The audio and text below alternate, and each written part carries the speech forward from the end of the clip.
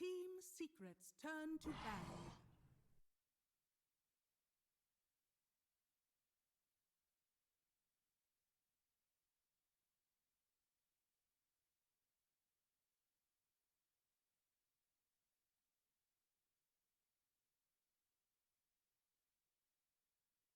It's Radiant's pick. It's Dire's turn to pick. Necrophos.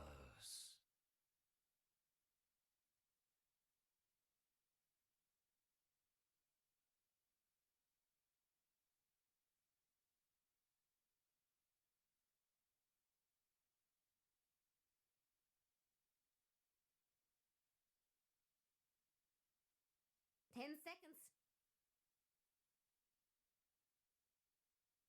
5 seconds. He always farms so well in lane because he's such a lane dominator that you almost always can get those dispel items. Yeah, and I think it fits Secret's principle of three lanes. Always plays 3 lanes if needed, which might make Alliance then think of their Ember Spirit as a 4.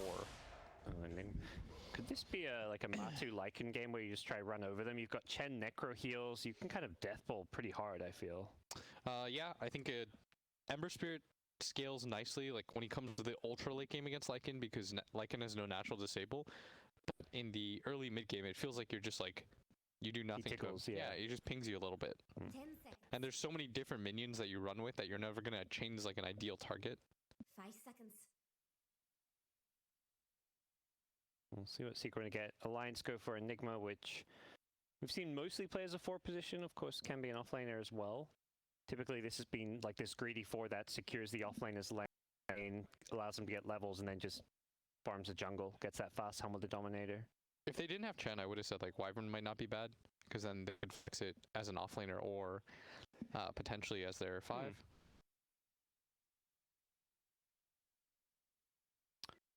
Yeah, that's where this Enigma pick always looks stronger when the other team has picked their 2 supports and don't have a way to cancel BKB Black Hole. They do have the Reaper Scythe though, so you're going to have to make sure you catch that Necro. It doesn't go through anymore. Oh, it doesn't go through BKB. Never mind. No. Oh, of course. With the whole Very change annoying.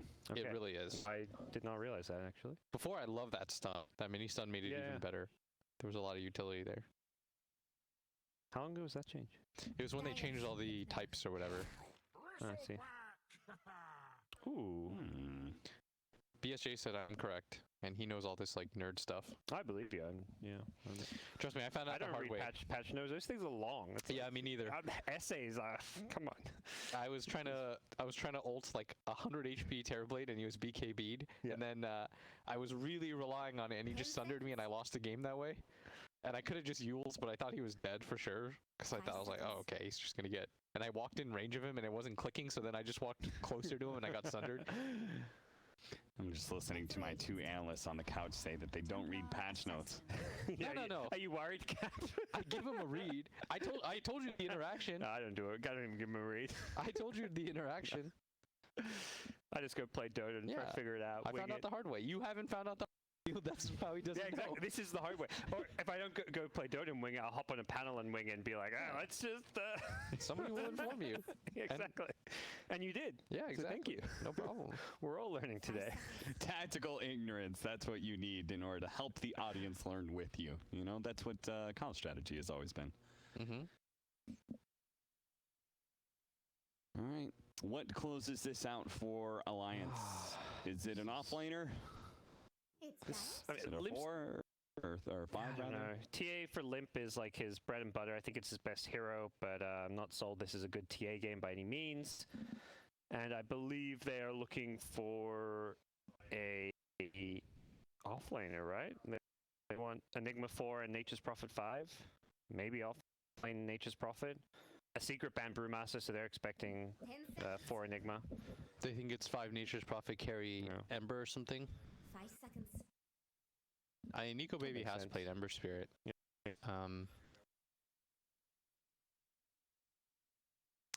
So Alliance's draft really struggles right now with pushing out waves really easily.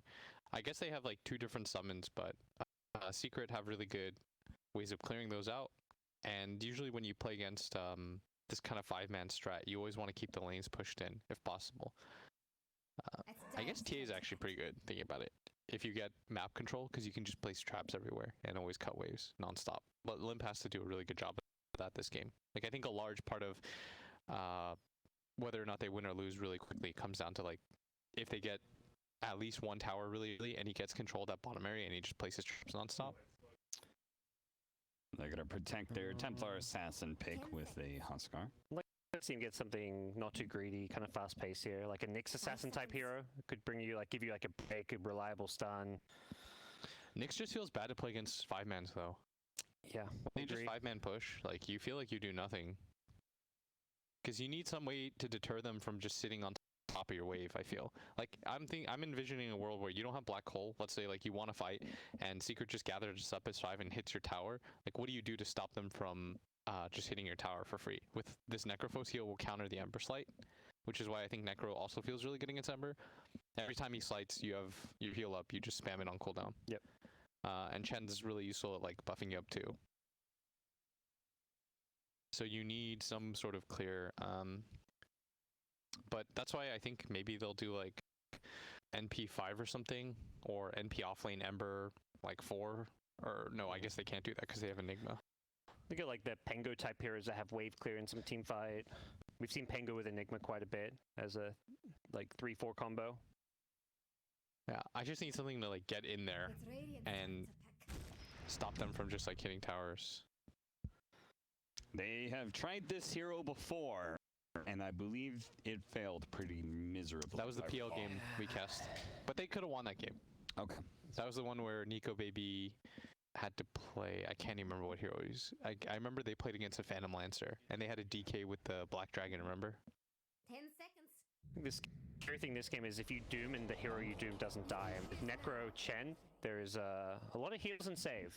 And just bring it back, the Monkey King. Yeah. Looks like it might be mid Monkey. Nisha picks Yeah. it up, so we could be seeing Monkey played mid against the TA, which is one of those heroes. I think it's kind of a fun skill-based matchup. I don't think Bro just crushes the lane. Is that what would you put the percentage there, Blitz? For what? For Monkey King versus TA? I think the last 2 Monkey Kings I've seen play against TA have won. I thought I know that when we used to scrim, some random South American team, maybe Thunder Predator, did it against us, and we thought it was pretty good. Like, they actually worked us in that matchup. So maybe there's 10 something to it. seconds. Okay, fair enough. What about the overall picks? 5 seconds. I like Secret a lot. They've just got this really scary 5-man lamp. They're going to come online fast with just 1 or 2 items, and I feel like Alliance, you've gone for this greedy 4 position Enigma against a team like Secret. They're not going to give you breathing room to get away with this. Yeah, I think you have a really greedy 4 and 5, and I think you need a lot of farm on all your heroes. Hanske needs farm, because I think he might be the most important hero in this game. I think Doom needs a lot of farm. I just feel like everybody's going to want a piece of the pie, and I think we're going to see similar to what ended up happening when Spirit played against Na'Vi earlier, where they had a Lycan and they just ran down lanes non-stop off cooldown. If you get 5-man Black Hole, you have to get a lot on the map. You've got to get, like, a Roshan and some towers for me to believe in you. It seems like whenever we talk about these lineups that are just a bit too greedy, they never seem to go well. Yes, especially against these really elite teams, your Secrets and VPs. We've seen these teams just punish greed so well. All right. Team Secret versus Alliance. Seems like the odds are against Alliance here. Not just the full-on odds, but even now the drafting odds. Analyst heavily favoring Secret inside the game with Blitz and BSJ. Grant.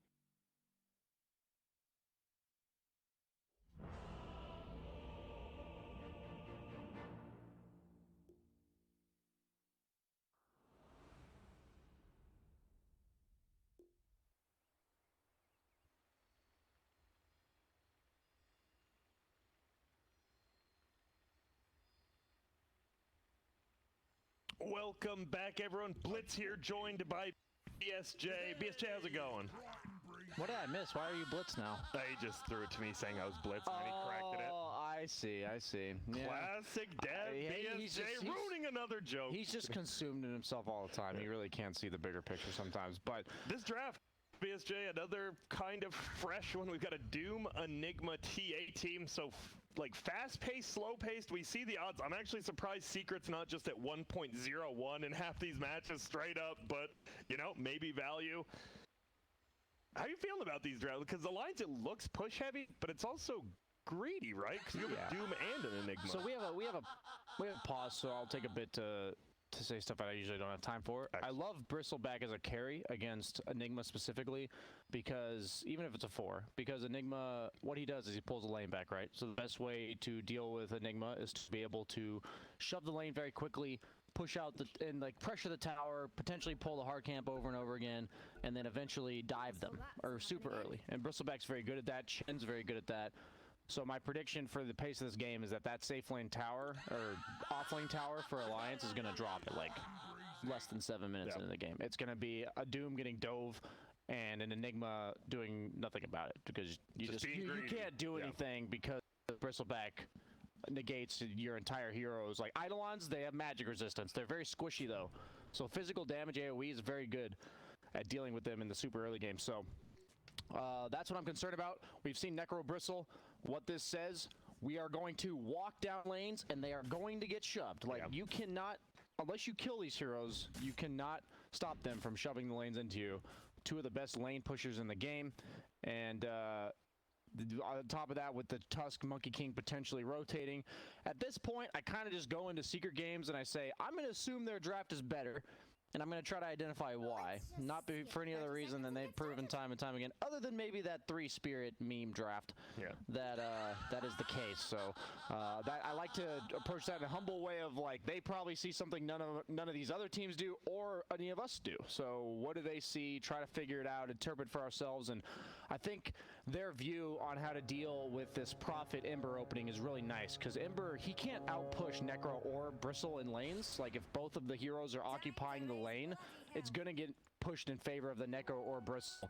And then you also have the Prophet, same thing. So that's what I'm a bit worried about, and we'll see how it ends up going. As he actually levels Goo level 1, Yaps are rotating behind S4. I'll let you take this one home. I believe they're going to take it home. That's just dead. That's a ton of money. He's at minus Stormer in a tag team.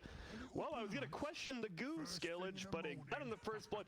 Is it worth it? Is this not like a Rubik skilling lift level 1? No, it's worth it in this particular case. The potential drawback of leveling Goo is getting dove underneath your tower and not being able to push the wave. So Hanskin now says, okay, I actually have to lane because he doesn't have Goo, which means he has Goo, which means he doesn't have Quill, so he can't actually kill Eidolons. And we just have to be, like, I have to help S4 because he could potentially get dove by the Goo plus tag team level 1. And Zai, what? He just got to kill Chen, running at him, even steals one of the Treants now. He should get blocked in. No, he doesn't. He might actually kill him. Nico, baby, yeah, you got to right-click him. They're going to. He eats a fairy fire. He doesn't have another one. Puppy, though, trading right-clicks. Can he make it in, or is Puppy about to get a free level 2? One more right-click. It's enough. What the hell is going on in this top lane right now? We've got a Chen versus Nature's Prop bottom. S4 gooed up. We'll just have to run away. And I don't know. These lanes are already crazy. The only stable one, middle lane, Limp. This is TA favored, right? TA versus Monkey King. I believe the lane early is favored, but eventually it's Monkey King favored. As we see, S4 is being dove potentially again. That Bristleback. Oh, he loses the Goose Stacks. He does, so it is the minus. He's still dead, honestly. Tag team popped, as you said, Strength Heroes versus Tusk. That's been your big thing. Yeah, and you can't pick 0 armor into Bristle either. Yeah, you're right. This lane just feels like a disaster. And you see Hanskin, he's like, I guess I'll come defend this tower, and he might just die. This is exactly why Bristle's good against Enigma, because this is what the lane should always look like. Wow. And he only TP'd 5 feet away to that tier 2, so he'll try to stay in the lane, but it's a bloodbath in the bot. In my experience, I've had trouble playing against Enigma, and I had to watch a lot of replays to figure out how to deal with this hero, and Bristleback was one of the most notable carries, Monkey King being another one, so it even makes more sense in this draft that they have 2 of those heroes. And I just don't know what they do from here. Doom, I think, it's a good Doom game in game, right? Like, you have really good Doom targets. Necro Bristle, they're just going to be right there for the taking. Easy to bring them down once they are doomed, but they might just be too far behind by that point with the Chen sustain, the Necro sustain, that I think they're going to have serious damage issues on Alliance's side. That's what is really scaring me. At like even the 10-minute mark, I think they might not be able to kill anyone. So I'm going to have to keep that in mind if they're able to potentially burst through this wall, as Yapsword actually blocks S4 with a wall, but make him run around the long way. He's just non-laning. Jeez. But Tubman actually going to stack the big camp. Is that he's going to get it? No, he does not. Just watching middle lane. I was seeing how Monkey King was going to play it. He got the Jingu stack. There it is. Nice refraction, though, from the TA to block the damage. They were playing with each other there. Very interesting matchup because Nisha's actually winning in experience right now, and the creeps are pretty even. I love this build, actually. Wow. The Glove of Haste first. Makes sense. Just because all you're going to be doing is hitting the TA when you're not just last hitting them creeps, so... Since she's a ranged hero, effectively, she can trade with you back, so you just have to get your Jingu stacks up faster to eliminate the amount of time that he's allowed to hit you back, as you're seeing here. Yeah, exactly. The Melt Strike. Stun, yeah. He will pop it out, and then he harasses back. I'm liking this matchup, because it does feel very player... Not even skill-based, player-based, because Limp, he's going in. Matoma, man, that's on us. We were watching this middle lane, you know, a little more individual skilled as S4, let's be real, every time he's in that lane bottom, he's probably at danger of dying. Nisha has no salve, and he's really... Oh my god, that was probably like a few units away from being a side blade. It was the right angle. Dude, I love Nisha has to boundless strike the one melee creep, too, so he doesn't die to it. Oh, after that, just dying.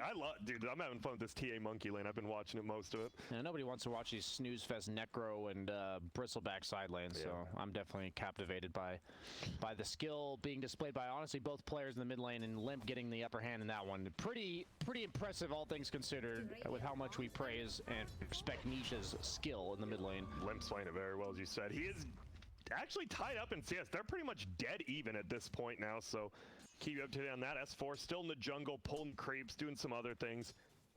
What's Matu got? He's got boots, a salve, and a clarity. Okay. What do you want him to get? He is going, it looks like, treads. What do you go after that on this carry bristle? Do you go something like a Crimson Guard Glad, or you need to go some regen item. You need some regen. So you can just go Vanguard if you want, and then go Abyssal later. Okay. That's a solid option for him. It depends on what pace of the game they want to set. Like, yeah, they're going to be running at you, but are they trying to end at 20 minutes with a Crimson, or are they trying to take control of the map and then end maybe around 30, 35 with an Abyssal? And you can kind of see what they plan to do based on what he ends up going for later, as we see. Middle mixes the ice shards a little. He throws the sentry ward down. Tag team there. They've got the sentry. Zibbe tried to help him out a little, but now he's going to get rolled on. Dude, we saw Jingu stacks. That's a lot of damage. He should stay alive. They don't have enough. Yeah, well played to TP out there, but Yaps are owning there.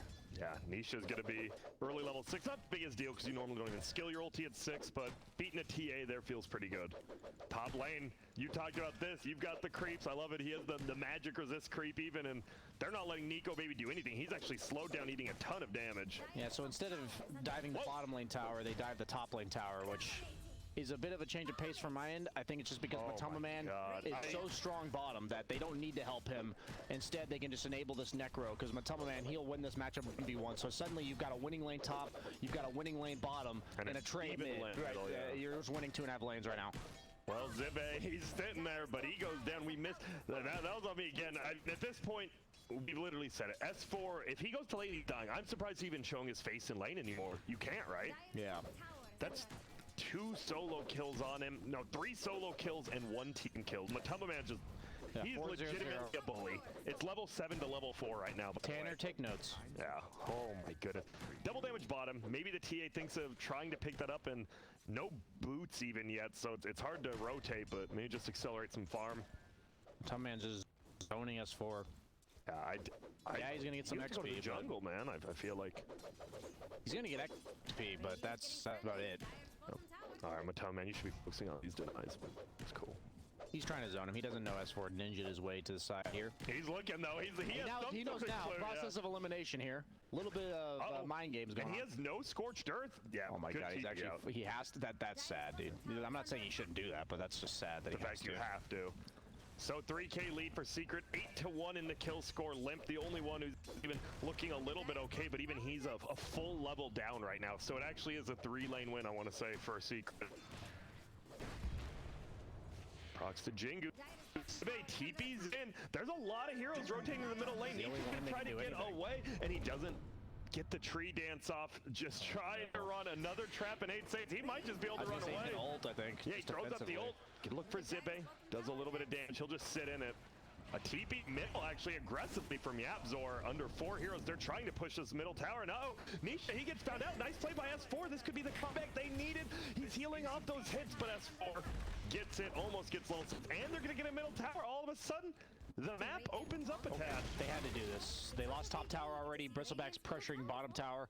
It's a nice Both play. side lanes are effectively dead lanes for Alliance right now because Bristle, as well as Necro, you're either going to get these heroes with 4, or you're not going to be there at all. And in this case, Nico Baby, yeah, he's picking his scraps in the top lane as he is level 5, while Zai's almost level 7. So going for the Greaves on the Necro, while the bottom tower does go down a minute later than expected, but still very good for them. Except I do like that Alliance, instead of trying to defend, because I really do believe that was a feeble attempt. They made an own proactive play and took the mid tower. So all things considered, I like that maneuver, and they're still down by 4K. So that's rough.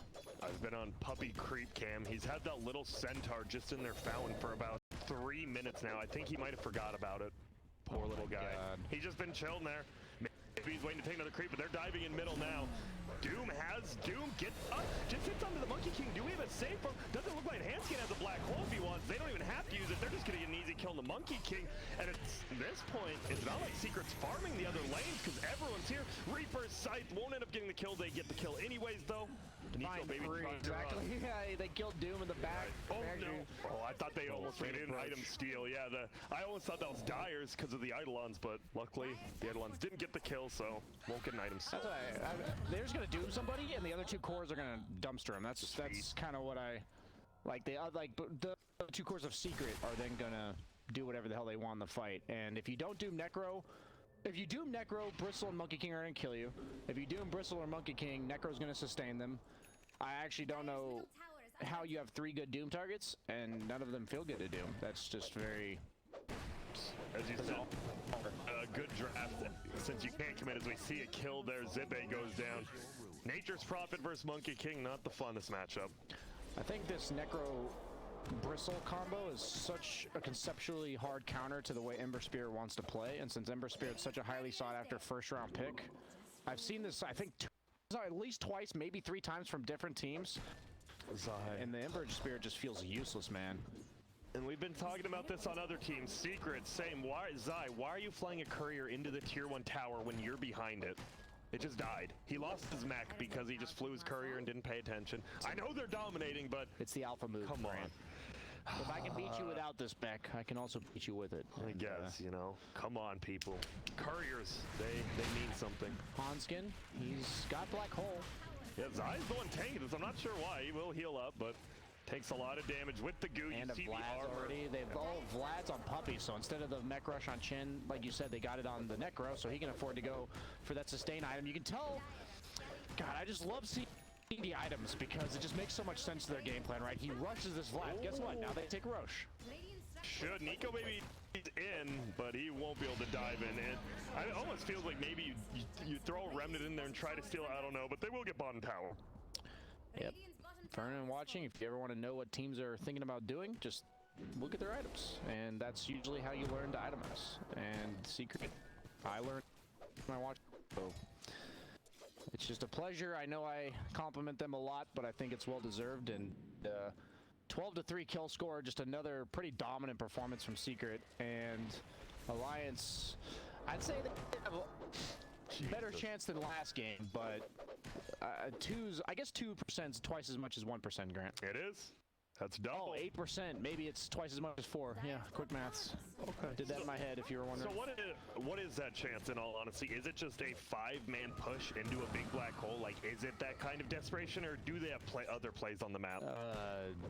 Yeah, it's pretty much an overextension from Secret into a massive black hole. I can't really think of any other way, because when nothing's happening, like fights, like that's just Bristleback Necro for you. The lanes are shoved, they're out farming you, they're out pressuring you, because these heroes so naturally sustain and dish out damage just with their abilities, and they can itemize these like luxury heal sustain items, and so unless you get that fight, you're just not going to come back.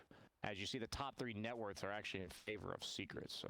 I'm curious, why did you think they gave the Aegis to the Bristleback? It already feels to me, I know he's not unkillable, but it feels like that. Meanwhile, your Monkey King... Monkey King's going to be in the back. He's going to be back and allows Bristle to run in first, and now S4 can't doom him. Okay. So I do think Bristle, if I had to choose, would be the target that would get doomed. I think that's the idea behind him having so it makes the priority of Doom change to somebody else. If Monkey King gets doomed, as long as he's not alone, he should be able to get sustained from the flats. He should just right-click and the Necro with Greaves, and then the Chen heal. And the medallion, they have a lot of stuff to just throw on him. And Monkey King just right-clicking is much more impactful than a Bristleback just right-clicking. Bristleback's right-click damage is dependent upon him actually casting spells, so that's what I... Also, most likely their high ground hitter, the hero that will be hitting their buildings, so... Does have the Vanguard on Matama Man, 2,300 gold. What will it go? I wouldn't mind an S&Y. I wouldn't mind... What about a Radiance? Is it too much? I don't think you need it. No. If you really think you're just going to slow down the pace of the game for the next 10-15 minutes, you could go Radiance. But I think like S&Y Abyssal or like S&Y AZ would be how I envision he would take this. But I'm definitely going to keep an eye out for that.